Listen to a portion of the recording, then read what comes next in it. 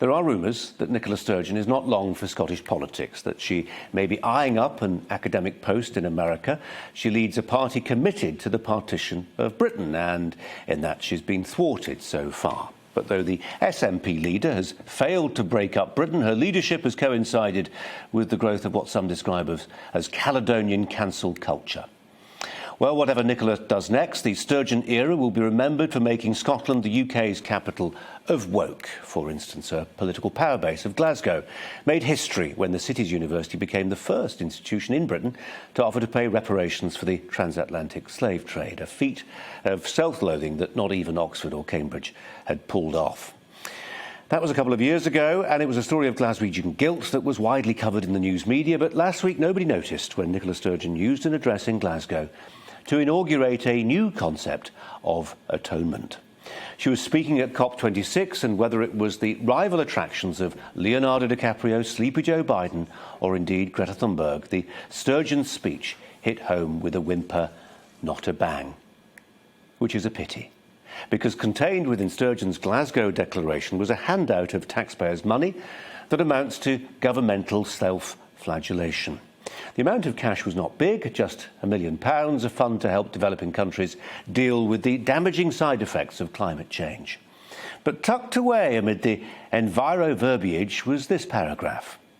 Quote, "Unless countries like mine, we're standing here in the city that helped propel the world into the industrial age, countries like mine that have benefited so much from climate change and that have done so much to cause climate change, unless we step up and pay our debt to developing countries now living with the impact, we will fail, and that failure will shame all of us." There is so much that's objectionable in that one paragraph, it's really quite hard to know where to start. That final line, quote, "will shame us all," is bad enough, the easy assumption that she can speak for everyone.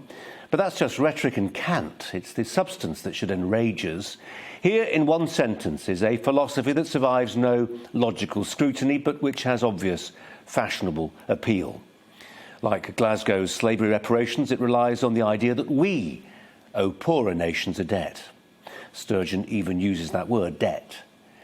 In this case, not for the enslavement of people, but for starting the Industrial Revolution.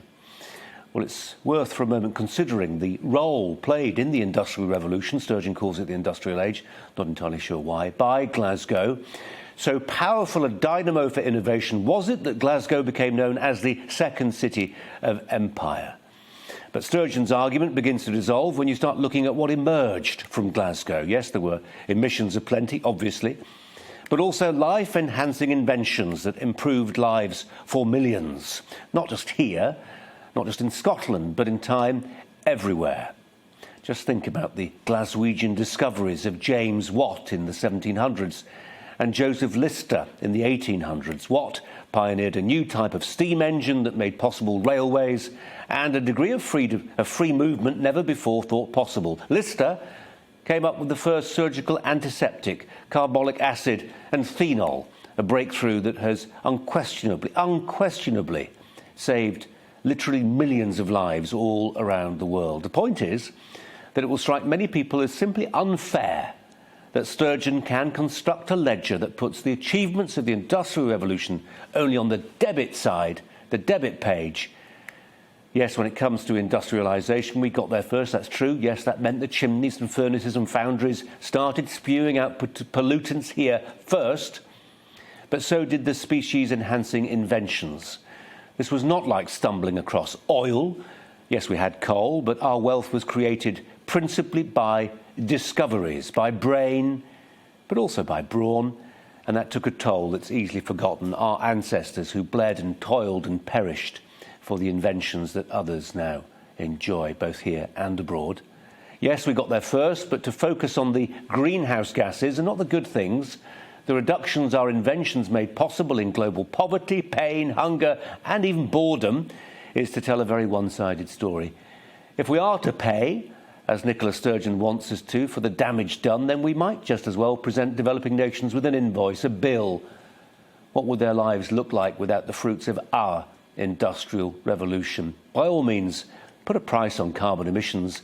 If Nicola Sturgeon moves to the States, let her pay a carbon levy on transatlantic flights, but don't let her get away with this.